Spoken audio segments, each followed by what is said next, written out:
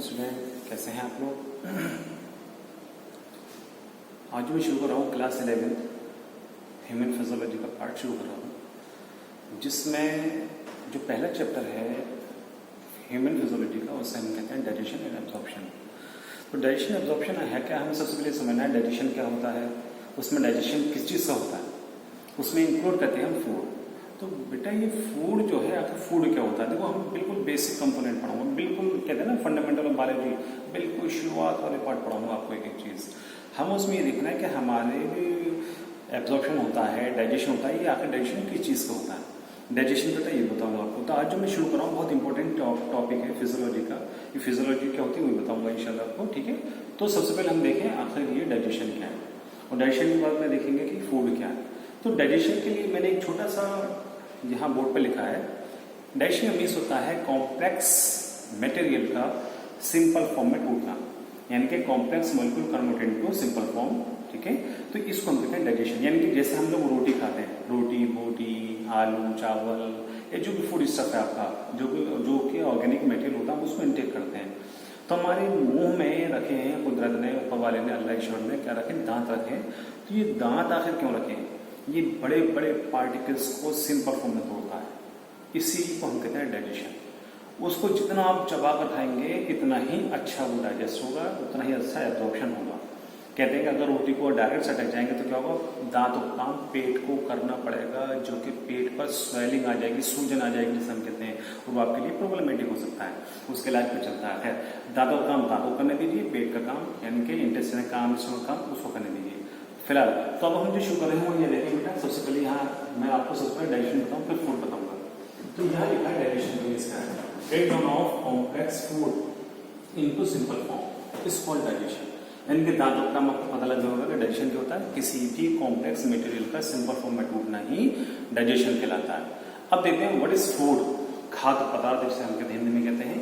ये फूड क्या है, हम खाना खाते हैं, खाना क्यों खाते हैं, खाने में क्या क्या चीजें होती हैं, क्या वो जो चीज़ें हैं, जो कंपोनेंट्स ऑफ फूड मटेरियल है वो आखिर क्या होती है, उनका नाम क्या है, उनके काम क्या है। तो शॉर्टकट में बताता चलूंगा, क्योंकि ये कॉम्पिटिटिव और एकेडमिक दोनों ही मुझे लेकर चलना है। तो सबसे पहले हमें पता लगाना है कि व्हाट इज फूड। तो फूड क्या है, तो देखेंगे बेटा, एक ऐसा ऑर्गेनिक मटेरियल होता है जिसके अंदर फॉलोइंग कंपोनेंट्स हो सकते हैं, जैसे प्रोटीन, याद रखेंगे आप, ठीक है। It contains protein, carbohydrates, fats, minerals, vitamin, water etcetera. तो they are the components of the food material. जिस भी फूड मटेरियल में ये कंपोनेंट्स नहीं होंगे, जैसे जिस फूड मटेरियल में ये कंपोनेंट्स नहीं होंगे वो कंप्लीट, यानी कि जिसे हम कहते हैं बैलेंस डाइट नहीं होगी, संतुलित आहार जिसे हम कहते हैं वो नहीं होगा। वजह क्या है कि देखिए एक चीज का मैं वो बताऊंगा काम क्या है, शॉर्टकट में बताऊंगा, मैं इसकी डिटेल पढ़ाऊँ तो बहुत टाइम लगेगा, प्रोटीन क्या है, कार्बोहाइड्रेट क्या है, मुझे वो नहीं पढ़ाना, सिर्फ शॉर्टकट में फूड मटेरियल बताना है, हम आखिर क्यों खाते हैं, उसका काम क्या है देखिए। तो पहला component this is known as protein. Protein एक हमारी बॉडी का इतना कॉम्प्लेक्स मटेरियल है जिसको डाइजेस्ट करने के लिए बॉडी के हमारे अंदर एंजाइम्स निकलते हैं, ठीक है। एंजाइम क्या करते हैं, इसको सिंबल फॉर्म में तोड़ते हैं। तो कभी कभी हम जाने देते प्रोटीन क्या होती है, तो शॉर्ट में बता दो, प्रोटीन जो होती है इसके कंपोनेंट्स होते हैं, देखिए बेटा, carbon, hydrogen, oxygen and nitrogen, ये तीन कंपोनेंट अलग है, चौथा कंपोनेंट इसमें शामिल है, ये they are the elements of protein. Shortcut में बता रहा हूँ, ठीक है। ये चार कंपोनेंट जो होते हैं ये हमारे प्रोटीन का फॉर्मेशन करते हैं। इसमें नाइट्रोजन सबसे इंपॉर्टेंट है, nitrogen is the most important for the formation of protein. तो प्रोटीन के फॉर्मेशन के लिए सबसे बेहतर जो है वो है नाइट्रोजन, ठीक है। तो हमारे नाइट्रोजन यानी प्रोटीन को बनाने वाले कंपोनेंट्स कहलाते हैं। अब ये करता है क्या प्रोटीन, ये करता है बॉडी बिल्डिंग ब्लॉक्स कहलाता है। प्रोटीन क्या कहलाता है, बॉडी बिल्डिंग ब्लॉक्स। तो हमारी जो देखिए मसल्स जो होते हैं, बड़े बड़े बाइसेप्स होते हैं, बॉडी बिल्डर होते हैं, वो एक्स्ट्रा अमाउंट लेते हैं प्रोटीन का। अगर एक्स्ट्रा अमाउंट नहीं लेंगे तो गड़बड़ जाएगी। और मैं आसान अल्फाज में बता दूं आपको, every body part is compose of protein, यानी बॉडी का हर एक पार्ट प्रोटीन से बना हुआ है। चाहे वो बाल हो तो बाल में केराटिन प्रोटीन है, नाखून में जाएंगे तो नाखून में केराटिन प्रोटीन, ब्लड में जाएंगे तो वहाँ पर ग्लोबुलिन प्रोटीन, हमारे बोन्स में जाओगे तो उसके अंदर बेटा ओसिन प्रोटीन, अगर आप चबनी जिसे हम कहते हैं कार्टिलेज, ठीक है, तो इसमें होता है कॉन्डिन प्रोटीन। तो यानी कि एंटीबॉडीज, यानी कि all are made up of protein. हर एक चीज हमारी बॉडी में, ये मसल्स है, मसल्स होती है, कॉन्ट्रेक्टाइल प्रोटीन होती है, इसमें एक्टिन, मायोसिन, फिलामेंट्स होते हैं, ये सब क्या है बेटा, ये प्रोटीन के टाइप्स है। Even saliva also contains protein, बताऊंगा इसको जब मैं सलाइवा तक पहुंचूंगा, आपको बताऊंगा एक इंपॉर्टेंट चीज आपके लिए। तो ये यानी क्या है, प्रोटीन हमारी बॉडी का वो पार्ट है जो बॉडी का मेन पार्ट बनाता है। अगर हम प्रोटीन नहीं खाएंगे तो हमारी मांस मसल्स यानी कि इवन हमारी इम्यून सिस्टम कमजोर हो जाएगा। और जिन हजरात का इम्यून सिस्टम कमजोर हो, बुखार, नजला, खांसी, यूं ही बीमार हो जाते हैं, तो उनको चाहिए प्रोटीन ज्यादा इंटेक करें। ठीक है, अगर मेरा वजन 50 kg है तो मुझे 50 ग्राम पर डे, ये एक नॉर्मल डाइट है। मैं चाहता हूं कि और अच्छा हो जाऊं तो मुझे 100 ग्राम पर डे लेना है। अगर मेरा वजन 50 kg है तो मुझे कितना लेना है, 100 ग्राम पर डे लेना है। उससे क्या होगा, मेरी बॉडी में एक्स्ट्रा अमाउंट में प्रोटीन की जाएगी, तो इम्यून सिस्टम से स्ट्रॉन्ग होगा, मसल्स बनेंगी, एंटीजन, एंटीबॉडीज, हर चीज बनती है उससे। ओके, खैर, तो इन्हें हम कहते हैं बॉडी बिल्डिंग ब्लॉक्स कहते हैं किसको, प्रोटीन को। तो हमारी बॉडी प्रोटीन का फॉर्मेशन करता है, यानी कि बॉडी के निर्माण काम करता है। दूसरा कार्बोहाइड्रेट, ये क्या है, इसका लिखा है प्रोवाइड एनर्जी। ये हमारी बॉडी को एनर्जी प्रोवाइड करता है। जस्ट लाइक जैसे हमारे इंजन होते हैं, कार होती है, बाइक्स होती हैं, एक्सरसाइज जो भी मशीन है, सब कुछ चलाने के लिए हम फ्यूल डालते हैं। जैसे पेट्रोल हो सकता है, वो कोयला हो सकता है, हमारा डीजल हो सकता है, कुछ भी हो सकता है। ठीक है, तो वो क्या है, जैसे उस इंजन को चलाने के लिए वहां पर एक सोर्स ऑफ एनर्जी चाहिए। बिल्कुल जस्ट लाइक बॉडी, हमारी बॉडी को भी चलाने के लिए एक बेहतर एक कंपोनेंट चाहिए, that is known as carbohydrate. Carbohydrate क्या करेगा, आपको एनर्जी देता है। ठीक है, क्या देगा, एनर्जी। इसको डिटेल बहुत बड़ी मुझे वो नहीं बताना, सिर्फ शॉर्टकट याद रखें। ठीक है, तो ये कार्बोहाइड्रेट क्या है, एनर्जी देता है। ये कहां से मिलती है, आलू, चावल, मीठा, शुगर वगैरह जो होती है सब में ये पाई जाती है। नेक्स्ट है फैट्स, ये also provide energy. Fat also provide energy, ये भी सोर्स ऑफ एनर्जी है और बेहतर एनर्जी होती है, लेकिन ज्यादा इसका इस्तेमाल करना है, फिर पेट फूल जाता है। ठीक है, हम पफी हो जाते हैं। हमें पफी नहीं होना है, हमें अपनी बॉडी के अंदर, कहते हैं कुछ बुजुर्ग लोग, बड़े लोग, कि पर डे देसी घी भरकर 2 चमचे खाने चाहिए। एनर्जी का सोर्स है। आपके चेहरे पर जो मॉइस्चर होता है, ये सब कहां से आता है, इसी फैट से आता है। जी, इसका डिपोजिशन होता है, यानी कि जब ये टूटता है, स्प्लिट होता है, तो इससे जो निकलते हैं ग्लिसरॉल, फैटी एसिड्स निकलते हैं, वो डिटेल अलग है, डाइजेशन में काम आ गए। ठीक है, तो ये भी प्रोवाइड करता है एनर्जी। ठीक है, नेक्स्ट है मिनरल्स। मिनरल्स के बहुत काम हमारी बॉडी के अंदर, बहुत ज्यादा, लेकिन ये 3-4 लिखे समझाने के लिए कि हमारी बॉडी में जैसे मिनरल्स है। अब ऐसा कौन सा मिनरल है जो बोन फॉर्मेशन में काम आता है, तो आप आसानी से लिखेंगे। यहाँ पर होता है कैल्शियम। ठीक है, कैल्शियम क्या करेगा, हमारा टीथ का भी फॉर्मेशन करता है बेटा। ठीक है, और हमारे बोन्स का भी फॉर्मेशन करता है, और इवन इसके अलावा मसल्स कॉन्ट्रेक्शन में भी काम आता है, ब्लड क्लॉटिंग में भी काम आता है। बहुत सारे काम होते हैं हमारी बॉडी के अंदर इस कैल्शियम के। अगर कैल्शियम डिफिशियंसी, तो हमारी जो होती है बोन्स या टीथ या हमारे मसल्स कॉन्ट्रेक्शन या ब्लड क्लॉटिंग मैकेनिज्म सब डिले हो जाता है। ठीक है, तो हमें क्या चाहिए, पर डे प्रोटीन के साथ में, कार्बोहाइड्रेट के साथ में फैट्स भी चाहिए, और साथ में उसके साथ मिनरल्स भी चाहिए। उसके अंदर आता है, हम क्या देते हैं उसमें, हम लोग ले सकते हैं मिल्क वगैरह इंटेक कर सकते हैं, या बाहर से कैल्शियम, मोस्ट कैल्शियम वगैरह आती है, यानी कैल्शियम का सोर्सेज को इस्तेमाल करना है। मुझे वो नहीं बताना कहाँ से मिलेगा, आप देखिएगा। ठीक है, तो मिनरल्स जैसे बोन फॉर्मेशन में काम आता है, टीथ फॉर्मेशन में काम आता है, ब्लड के फॉर्मेशन में काम आता है। अब आप कहेंगे सर ऐसा कौन सा है जो ब्लड बनाता है, उसमें आता है एफी, आयरन। एफी क्या करता है, हमारी बॉडी के अंदर ब्लड का फॉर्मेशन कराता है। ब्लड का मीन्स बोले तो इसमें आरबीसी का फॉर्मेशन कराता है। आरबीसी क्या है, रेड ब्लड कॉर्पसेस, या लाल रक्त कणिका हिंदी में अल्फाज है। तो ये होता क्या है, ये हमारी बॉडी में क्या है, ये करता है गैसेस का ट्रांसपोर्टेशन करता है। जब आरबीसी वगैरह पढ़ाएंगे फिजियोलॉजी में आगे, ठीक है, ऐसे ब्लड में काम करता है। तो ये डिफरेंट टाइप्स के मिनरल्स होते हैं और डिफरेंट बहुत सारे फंक्शन होते हैं, मुझे इतने डिटेल में नहीं जाना है। ठीक है, ओके। नेक्स्ट आते हैं वाइटामिन्स। वाइटामिन्स होते हैं, देखिए वाइटामिन्स को अगर हम क्लासिफाई करते हैं, वाइटामिन्स को क्लासिफाई करते हैं इन 2 पार्ट्स, 2 मेजर पार्ट्स। पहला है फैट सोल्युबल विटामिन्स, दूसरा है वाटर सोल्युबल विटामिन्स।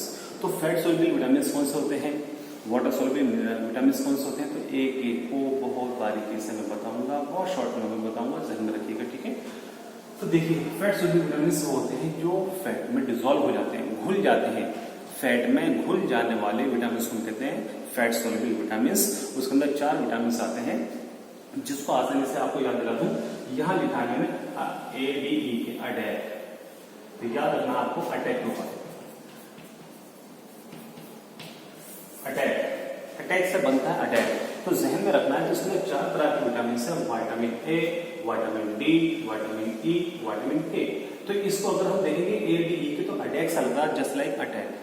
तो याद करने का तरीके होते हैं, तो आप इसको जब याद करेंगे तो आपको आसान हो जाएगा। तो अटैक जो लिखा हुआ है विटामिन ए, डी, ई, के, इसको देखेंगे तो क्या बन जाएगा, अटैक जैसा रहता है, उसको याद कर लिएगा। अब ये विटामिन ए क्या करता है, विटामिन डी क्या है, विटामिन ई क्या है, विटामिन के क्या है, और इसको बोलें तो बहुत ज़्यादा टाइम लग जाएगा, लेकिन मैं शॉर्ट में बताऊंगा ज़रूर कि आखिर हमारी बॉडी के अंदर जो फूड कंपोनेंट्स हैं उसमें जो मिनरल्स होते हैं, विटामिन होते हैं, कैसे कैसे काम करते हैं। तो ये मैं विटामिन बता रहा हूँ, ठीक है। तो विटामिन ए काम करता है, तो इसका आगे लिखा हुआ मैंने ब्राइट आई विटामिन, ब्राइट आई विटामिन, आंखों को रोशनी बख्शने वाला विटामिन।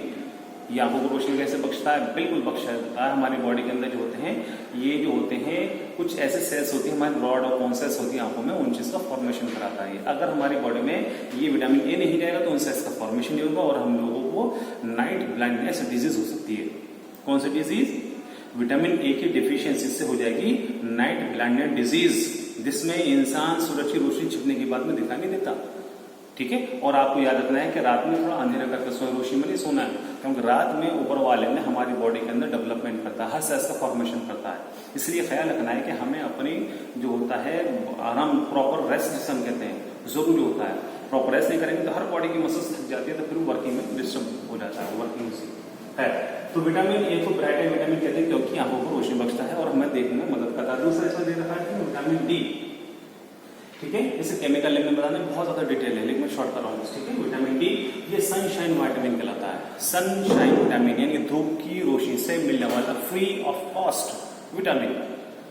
ये एक ऐसा विटामिन है जो फ्री ऑफ कॉस्ट मिलेगा, और किसको मिलेगा? जो सूरज की रोशनी बैठते हैं। अब ये नहीं कि पूरे दिन वाली रोशनी बढ़ जाएंगे, नहीं, ये वो अर्ली मॉर्निंग जब हम सूरज एक्सपोज होता है, निकलता है, तो पीठ के बल बैठे हैं, चेहरे के बल नहीं, पीठ के बल बैठे हैं, और जब तक बैठे पीली पीली सी रोशनी जो होती है, और पीठ के बल बैठेंगे तो क्या होता है, हमारी बॉडी का जो मेन एक्सिस है वो कहलाता है हमारा क्या? रीढ़ की हड्डी, backbone, vertebral column is the main axis of the human body. हमारी बॉडी का वो मेन एक्सिस है, तो हमें उसको देखना है। तो वो क्या करता है, जैसे सूरज की रोशनी उस पर पड़ेगी तो वो एब्जॉर्प्शन करेगा किसका? विटामिन डी का, और आपकी बॉडी को फ्री ऑफ कॉस्ट एक विटामिन मिलता है, उसका नाम क्या है? विटामिन डी, ठीक है। कैल्शियम वो अलग नाम है, ठीक है। तो हमारी बॉडी क्या करता है? हड्डियों को मजबूत बनाता है। और एक खास बात सुनते रहिएगा, ठीक है, आगे तक कॉम्पिटिटिव पॉइंट ये भी याद रखिएगा कि जिस बॉडी में, चाहे बच्चे की हो, चाहे जवान की हो, चाहे बूढ़े की हो, चाहे लेडीज की हो, किसी की भी हो, अगर उसकी बॉडी में विटामिन डी की डिफिशियंसी है, कमी है, तो कितना भी कैल्शियम खा लीजिए, आपका कैल्शियम डिपोजिट नहीं होगा, काम में नहीं आएगा बेटा। तो हमें क्या करना है? सबसे पहले विटामिन डी का इंटेक करना, देन कैल्शियम वगैरह करना है, ठीक है। खैर, तो ये क्या है? उसकी डिपोजिशन में मदद करता है। विटामिन ई इसका लिखा है एंटी स्टेरिलिटी विटामिन। ये एंटी स्टेरिलिटी क्या है? हिंदी में एक अल्फाज होता है, उससे हम कहते हैं बांझपन। ये बांझ क्या होता है कि वो लेडी या वो जेंट्स जिनके बच्चे नहीं होते, जिसके जो स्पर्म ओवम जो होते हैं वो फंक्शन लेस हो जाते हैं, तो वो माँ बाप नहीं बन सकते, उन लोगों को हम कहते हैं बांझ मेल या बांझ यानी कि औरत जिसे हम कहते हैं, या फीमेल। तो अभी स्टेरिलिटी का है, एंटी मीन्स काटने वाला, किसका? स्टेरिलिटी का। अगर हम विटामिन ई लेंगे तो हम लोग भी बांझ नहीं हो सकते, इसलिए सब्जियां, हरी ग्रीन वेजिटेबल्स, पत्तियां जरूर खानी चाहिए। हरी पत्तियां यानी कि जो सब वेजिटेबल्स होते हैं, ग्रीन वेजिटेबल्स, उसको जरूर इंटेक कीजिए। उसके अंदर विटामिन ए होता है और हम लोग को बांझ होने से बचाता है, क्योंकि हमारे रिप्रोडक्टिव ऑर्गन्स को, जो मेन ऑर्गन्स होते हैं, मेल फीमेल के ऑर्गन्स होते हैं, उसकी फंक्शनिंग को प्रमोट करता है और वो प्रॉपर फंक्शनिंग में आ जाता है। नेक्स्ट विटामिन के, ये हमारे इसका जो काम है खासतौर से मैं शॉर्टकट में लिखता हूँ, ब्लड क्लॉटिंग को प्रमोट करना। अगर हमारी बॉडी के अंदर कैल्शियम, विटामिन के की कमी है तो क्या होता है? ब्लड क्लॉटिंग मैकेनिज्म डिले हो जाता है, इससे बीमारी होती है, उसे हम कहते हैं हैमरेज, ठीक है। हैमरेज में क्या होता है कि ब्लड अगर कहीं बॉडी का माइनर कट लगा, continue bleeding from the body, जब तक बॉडी में ब्लड रहता है कंटिन्यू ब्लीड होता रहता है, तो वो क्या करता है कि उसके मैकेनिज्म को डिले कर देता है। तो अगर हम इसको ग्रीन वेजिटेबल्स वगैरह ये जो सब खाते हैं, अपना आप इसको मिल जाता है। तो हमें क्या करना है कि ये देखना है कि विटामिन के सोर्सेस क्या क्या है, उसके काम क्या है। तो शॉर्टकट मैंने आपको बता दिया बेटा। तो विटामिन के भी इंपॉर्टेंट है। अगर ब्लड क्लॉटिंग मैकेनिज्म नहीं होता है प्रॉपर, ठीक है, तो जरूरी नहीं कि ये भी हो। एक इसी से रिलेटेड बीमारी और है, उसे हम कहते हैं हीमोफीलिया, जिसे हम कहते हैं रोयल्स डिजीज। ये हम उसको एक नाम बोलते हैं बिलीडर्स डिजीज भी कहते हैं। क्योंकि रोयल क्या कहते हैं? क्योंकि ये जो बर्तानिया की रानी थी, उनको प्रॉब्लम हुई थी, तो वहां से उनका नाम उसको रोयल्स डिजीज रख दिया गया, क्योंकि वो एक यानी कि रॉयल फैमिली को बिलोंग करती थी, शाही फैमिली को बिलोंग करती, इसलिए उसका नाम यानी कि रोयल डिजीज नाम रखा गया है। तो ये हमारे 4 तरह के विटामिन से, उनका काम मैंने शॉर्ट में बता दिया। ऐसे हमारे यहाँ आते हैं, दूसरे हैं water soluble vitamin. Water soluble vitamin are of 2 types, इनको भी क्लासिफाई किया गया है 2 पार्ट में, कौन से? विटामिन बी और विटामिन सी। तो विटामिन बी और विटामिन सी फर्क क्या है इसमें? ये क्या होता है वाटर सॉल्युबल, ये वो विटामिन है जो पानी में डिसॉल्व हो जाते हैं, जो पानी में घुल जाते हैं। अगर ये पानी में नहीं घुलते, ठीक है, तो हम इसको वाटर नहीं कहते, वाटर सॉल्युबल नहीं कहते, हम ये नहीं कहते, फिर दूसरा कोई सॉल्युबल होता है, लेकिन पानी में डिसॉल्व हो जाते हैं। जैसे मान लीजिए कैसे आप सब समझेंगे, तो बेटा बताता हूँ मैं आपको। आपने नींबू लिया, लेमन नींबू लिया, नींबू पानी में नहीं जोड़ा, मिक्स हो जाता है ना फौरन, उसका में से आके ये वाटर सॉल्युबल विटामिन है, ठीक है, तो ध्यान रखना। तो वाटर सॉल्युबल विटामिन वो होते हैं जो पानी में डिसॉल्व हो जाते हैं, ठीक है। तो उसमें दो चीज आती है, विटामिन बी और विटामिन सी। तो विटामिन बी को एक नाम देते हैं, यहाँ लिखा हुआ है हमने विटामिन बी कॉम्प्लेक्स, इसको हम कहते हैं। ये कॉम्प्लेक्स इसलिए नाम दिया गया बेटा बी कॉम्प्लेक्स क्योंकि it includes vitamin B1, vitamin B2, vitamin B6, vitamin B12 etcetera और जो होते हैं, ठीक है। तो हम इसको कॉम्बिनेट के बहुत सारे इसमें विटामिन आगे, ठीक है, आगे जो होते हैं, तो इसको हम कहते हैं विटामिन बी कॉम्प्लेक्स कहते हैं। ये हमारे स्किन वगैरह के लिए बहुत ज्यादा काम करते हैं, ठीक है। ऐसे ही हमारा होता है विटामिन सी। तो विटामिन सी जो होता है ये बहुत इंपॉर्टेंट है। ये भी अगर हमारी बॉडी में कम होता है तो इंसान की बॉडी के अंदर प्रॉब्लम्स हो सकती हैं, जैसे स्कर्वी, एक नाम सुना होगा, deficiency of vitamin C leads to scurvy disease. अब ये स्कर्वी क्या होता है, तो स्कर्वी का मीन्स होता है हमारी बॉडी के अंदर ब्लड में इन्फेक्शन होना, जिसका मेन अटैक जो पार्ट है वो होते हैं गम्स, दांत नहीं, गम्स होते हैं, गम्स लूज हो जाते हैं, दांत उसमें से ब्लीडिंग होने लगती है। और इसके अलावा विटामिन सी बहुत काम करता है, बहुत काम करता है विटामिन सी। अगर इसकी हम फिजियोलॉजी देखेंगे ना विटामिन सी, तो वहां देखेंगे विटामिन सी फिजियोलॉजी के लिए आप कि एक अजीब काम है विटामिन सी का। कैसे, शॉर्ट टर्म में बता दूं इसको बेटा, तो ये हमारी बॉडी में जो इम्यून सिस्टम होता है उसको भी प्रमोट करता है, इसको स्ट्रॉन्ग करता है। स्ट्रॉन्ग कैसे करेगा वो, स्ट्रॉन्ग ऐसे करेगा बेटा वो, क्योंकि ये हमारी बॉडी के अंदर आपने सुना होगा इंटरसेलुलर स्पेस पाया जाता है। उस इंटरसेलुलर स्पेस में कोलेजन फाइबर्स प्रेजेंट होते हैं जो हमारी हर सेल्स को फिक्स करते हैं और एज ए बैरियर काम करते हैं। अगर आप चाहते हैं कि जवान बने रहे, काफी उम्र तक आपकी जो चार्मिंग है, चेहरे पर खिंचाव रहे, तो आपको चाहिए कि विटामिन सी का इस्तेमाल पर डे करें। विटामिन सी बहुत इंपॉर्टेंट चीज है, इसकी डिटेल कभी हो तो पूरे एक लेक्चर है इस पर बेटा, सिर्फ विटामिन सी पर। खैर, तो यहाँ देखना है कि विटामिन सी क्या काम करता है, हमारे बॉडी को इम्यून सिस्टम भी प्रमोट करेगा, कोलेजन फाइबर का फॉर्मेशन करेगा और एज ए बैरियर करके हमारी जो अंदर की जो इम्यून होता है नेचुरल डिफेंस सिस्टम उसको स्ट्रॉन्ग करता है बेटा। कौन, विटामिन सी।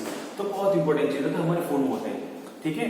और ये हरी जो होती है ग्रीन चीज उसमें पाया जाता है, अमरूद भी पाया जाता है, कई जगह इसके सोर्सेस हो सकते हैं, जैसे लेमन है, ऑरेंज है, हमारे ये सब में सोर्सेस होते हैं। इवन हमारा जो अमरूद है वो भी। और आपको ये मैसेज दे दूं बेटा, हर सीजनल फ्रूट्स को आपको इंटेक करना है, जो भी, चाहे बरसात हो, चाहे गर्मी हो, चाहे सर्दी हो, हर फ्रूट्स को जरूर इंटेक करें, क्योंकि अल्लाह ने, ईश्वर ने, भगवान ने क्या किया, उसके अकॉर्डिंग, माहौल के अकॉर्डिंग उसको बनाया है। तो उसमें ऐसे सिस्टम रखे हैं जो इंसान के इम्यून सिस्टम को स्ट्रॉन्ग करते हैं और उसको बचाते हैं, डेवलपमेंट सिखाते हैं। तो ये आपके सामने क्या था, ये सिर्फ फूड पढ़ा था तुमने बेटा। फूड के टाइप्स आ गए, इसमें कौन से कंपोनेंट्स होते हैं, ठीक है। और ये सब इसके फिर इसमें विटामिन से दो टाइप आ गए, विटामिन से मैं बता चुका हूँ, ठीक है, ये सब इसमें आते हैं। अब देखिए इसके आगे लिखा मैंने न्यूट्रिएंट्स। तो प्रोटीन है, कार्बोहाइड्रेट्स है, फैट्स है, विटामिन है, मिनरल्स है, they are called yes nutrients. ये सारे के सारे न्यूट्रिएंट्स कहलाते हैं बेटा, ठीक है, जितने भी न्यूट्रिएंट्स जो होते हैं इसके जो अंदर शामिल होते हैं वो कहलाते हैं प्रोटीन वगैरह वगैरह कहलाते हैं, ठीक है। अब एक फिर उसका लिखा मैंने न्यूट्रिशन क्या है, व्हाट इज न्यूट्रिशन। न्यूट्रिशन का मीन शॉर्ट में बताता हूँ, इनटेक ऑफ न्यूट्रिएंट्स प्रोसेस, यानी कि न्यूट्रिएंट्स को इनटेक करने का प्रोसेस ही न्यूट्रिशन कहलाता है। फिर मैं बोल रहा हूँ, न्यूट्रिएंट्स को इनटेक करने का प्रोसेस इज कॉल्ड न्यूट्रिशन। इसको हम कोई हाथ से लेता है, कोई पैरों से खाता है, कोई पानी में रहता है, डिफरेंट टाइप से कोई डिकम्पोज करता है बॉडी को, तो डिफरेंट टाइप्स होते हैं, तो इनटेक करते हैं। तो कहने का मतलब क्या है कि ये जो होते हैं हमारे न्यूट्रिएंट्स, उनको इनटेक करने का प्रोसेस क्या कहलाता है, न्यूट्रिशन कहलाता है। Now clear. तो बेटा अब आगे चलते हैं, देखेंगे टाइप्स ऑफ न्यूट्रिशन। अब आपकी न्यूट्रिशन होता क्या है, इसके टाइप्स क्या होते हैं, तो मैं इसकी डिटेल तो बता चुका हूँ कि ये जो होता है एक प्रोसेस है जिसमें न्यूट्रिएंट्स को इनटेक किया जाता है। लेकिन उसमें टाइप्स क्या होते हैं, तो देखेंगे they are, it is called two types. Number 1 autotrophic nutrition और सेकंड हेटेरोट्रॉफिक न्यूट्रिशन। अब what is autotrophic nutrition and second what is heterotrophic nutrition, तो बता दूं आपको डियर स्टूडेंट्स। ऑटो से बना है ऑटोमेटिक, ज़हन में रखना बेटा, बहुत इजी कर रहा हूं। ऑटोट्रॉफिक न्यूट्रिशन क्या है मैं बताऊंगा, ठीक है। तो ये क्या है, हेटेरोट्रॉफिक। तो यहाँ पे स्टार्ट करते हैं, व्हाट इज ऑटोट्रॉफिक न्यूट्रिशन। तो मैंने यहाँ शॉर्ट में लिखा हुआ है, सिंथेसाइज देयर फूड, ओके। जो ऑर्गेनिक फूड है हमारा वो ऑर्गेनिक कंपोनेंट से बनता है, फ्रॉम इनऑर्गेनिक मटेरियल, यानी कि इनऑर्गेनिक मटेरियल से क्या बनेगा, ऑर्गेनिक मटेरियल बनता है। अब देखेंगे इसके अंदर जब ये इनऑर्गेनिक मटेरियल क्या क्या हो सकते हैं, तो देख लीजिए बेटा, इसमें हमारा CO2 हो सकता है, इनऑर्गेनिक मटेरियल से H2O हो सकता है, जिसमें सोलर रेडिएशन रिक्वायर होता है, क्लोरोफिल तो बहुत जरूरी है। तो 4 components include in the formation of organic material, just like glucose या स्टार्च जो बनता है वो सब कैसे कैसे बनेगा आगे बताऊंगा। तो ये 4 कंपोनेंट हैं जो क्या करते हैं, फोटोसिंथेसिस को फॉलो करते हैं, जिसके जरिए खाना बनता है। तो इनऑर्गेनिक मटेरियल हमारे क्या क्या है, रॉ मटेरियल कहलाते हैं। रॉ मटेरियल क्या क्या है, एक CO2 हो गया, एक H2 हो गया, एक सोलर रेडिएशन हो गया और लास्ट हो गया क्लोरोफिल। तो 4 कंपोनेंट्स है जो हमारे क्या करेंगे, फूड को प्रिपेयर करते हैं। नहीं देखेंगे इसके अंदर फूड जो प्रिपेयर होगा किसमें होगा बेटा, in the form of glucose या शुगर। जो हमारे प्लांट्स होते हैं खासतौर से जो अपना खाना खुद बनाते हैं, भाई इसका एग्जाम्पल आप जानते हैं अच्छे तरीके से, लेकिन मैं इसको नए तरीके से पढ़ाने की कोशिश करूंगा, आप देखेंगे इसमें।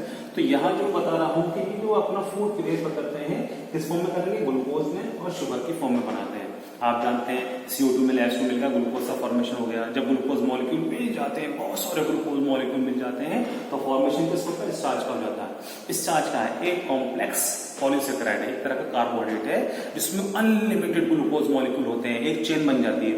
एक ग्लूकोज मॉलिक्यूल 2, 8, 10, 50, 100, 1000, लाखों, बिलियन, ट्रिलियंस कितने हो सकते हैं, तो स्टार्च बन जाता है। और इसमें जो फूड स्टोर होगा प्लांट्स के अंदर, जो प्लांट्स में फूड स्टोर होगा वो किस फॉर्म में होगा बेटा, स्टार्च की फॉर्म होता है। बनता है किस फॉर्म में, शुगर की ग्लूकोज की फॉर्म में, लेकिन शुगर किस फॉर्म में होगा, स्टार्च की फॉर्म में होगा।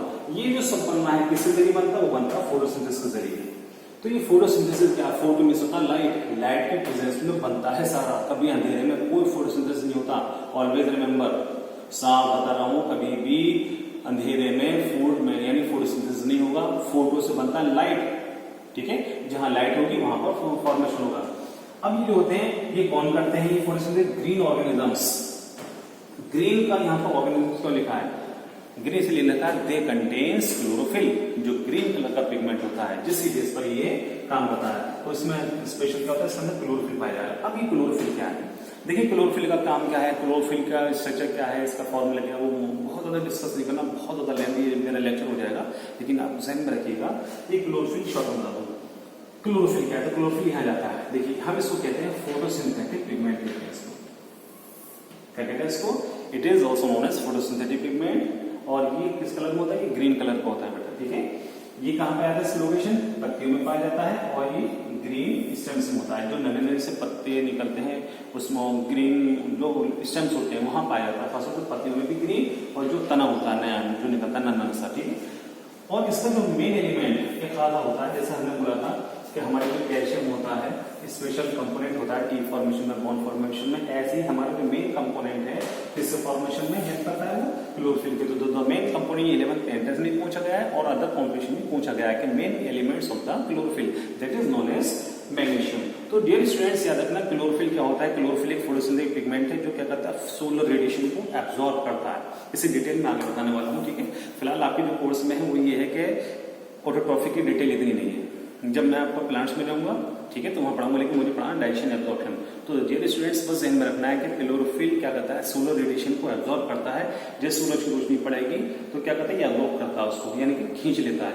और भी क्या करता है, हमारे जो कैल्शियम CO2 H2 होते हैं इन सबको मिक्स करता है। और उसमें क्लोरोफिल एक जैसे एक मीडिएटर काम करता है, और ये सोलर रेडिएशन क्या है, इसको एनर्जी देता है।